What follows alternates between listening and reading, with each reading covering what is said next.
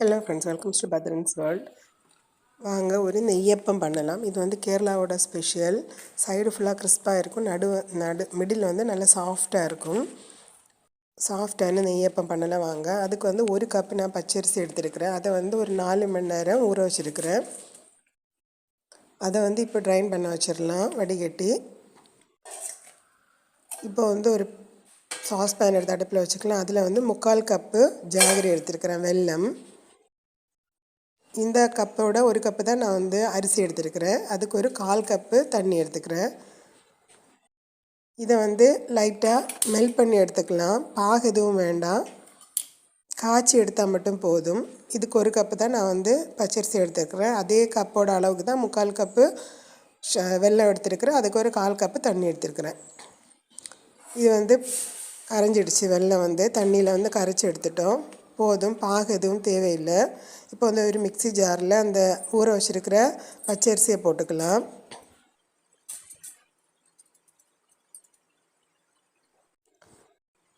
கூடவே ஒரு ஸ்பூன் வந்து ஒரு டேபிள் ஸ்பூன் கோதுமை மாவு எடுத்துருக்கிறேன். கோதுமையை மைதாவை எது வேணால் எடுத்துக்கலாம். நான் வந்து ஒரு ஸ்பூன் கோதுமை மாவு எடுத்துருக்கிறேன். கூடவே 3 ஏலக்காய் வந்து எடுத்துருக்கிறேன், 3.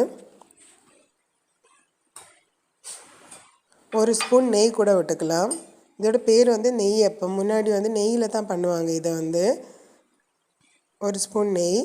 ஆனால் நான் வந்து இன்றைக்கி நெய்யில் பண்ணலை, எண்ணெயில் தான் பண்ணியிருக்கிறேன். நெய்யில் பண்ணால் வந்து ரொம்ப நாள் இருக்கும். நம்ம காய்ச்சி வச்சுருக்கிற வெள்ளை தண்ணியை வந்து அதில் விட்டுக்கலாம். விட்டு வந்து அரைச்சி எடுத்துக்கலாம். நல்லா சாஃப்டாக அரைக்கக்கூடாது. புட்டுக்கெல்லாம் அரைக்கிற மாதிரி, பொடிக்கிற மாதிரி கொஞ்சம் குறப்பாக வந்து அரைச்சி எடுத்துக்கணும். இப்போ அரைச்சி வச்சதை ஒரு பவுலில் மாற்றிக்கலாம். ஃபுல்லாகவே நான் ஒரு பவுலில் மாற்றிக்கிட்டேன். இப்போ வந்து தோசை மாவு பதத்தில் தான் இருக்கும் அந்த மாவு. ரொம்ப கெட்டியும் இல்லை, ரொம்ப தண்ணியும் இல்லை. கூடவே ஒரு ஸ்பூன் எள் வந்து போட்டுக்கலாம். இது 4 மணி நேரம் புளிக்க வைக்கணும். அப்போ மாவு வந்து இன்னும் இறுகி வந்துடும். அதனால் இந்த பதம் கரெக்டாக இருக்குது. நல்லா வந்து மிக்ஸ் பண்ணி விட்டுக்கலாம். கூடவே வேணால் தேங்காய் வந்து கொஞ்சம் கொத்து தேங்காய் வந்து நெய்யில் வரட்டி போட்டுக்கலாம், இல்லை சும்மாவும் போட்டுக்கலாம். 4 மணி நேரம் ஆயிடுச்சு. நல்லா வந்து புளிச்சு வந்துடுச்சு மாவு. இப்போ வந்து ஒரு பேன் வச்சு எண்ணெய் ஊற்றிட்டேன். சூடாகிடுச்சு எண்ணெய்.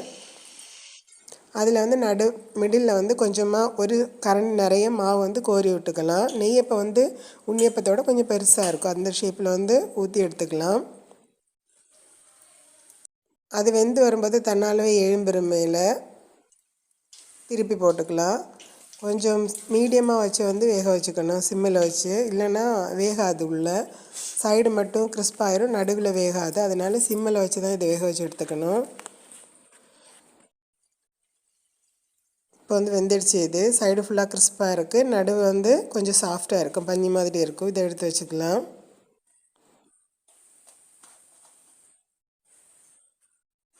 இதோட டேஸ்ட்டும் சூப்பராக இருக்கும். ரொம்ப அடுத்து ஊற்றிக்கலாம். மிடில் மட்டுமே கோரி எடுத்து ஊற்றினா போதும். ஒரு கரண்டி நிறைய மாவு எடுத்து ஊற்றினா கரெக்டாக இருக்கும். அது வந்து வெந்து வரும்போது அதுவாகவே மேலே எழும்பி வந்துடும், ஒட்டாது அடியில் எதுவும். வந்து 2ஆமத்தது வெந்துடுச்சு. திருப்பி போட்டுக்கலாம். திருப்பி போட்டு மெதுவாக தான் சுட்டு எடுக்கணும், இல்லைன்னா வந்து கரிஞ்சு போயிடும்.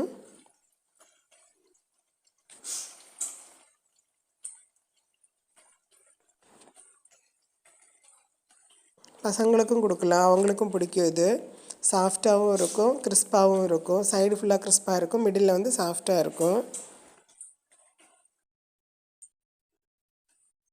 வெந்துடுச்சு. இது மாதிரி எல்லாத்தையும் சுட்டு எடுக்க வேண்டியது தான். மெல்லமாக கோரி ஊற்றி எடுத்துக்கணும், இல்லைன்னா எண்ணெய் வந்து தெறிக்கும். அதனால்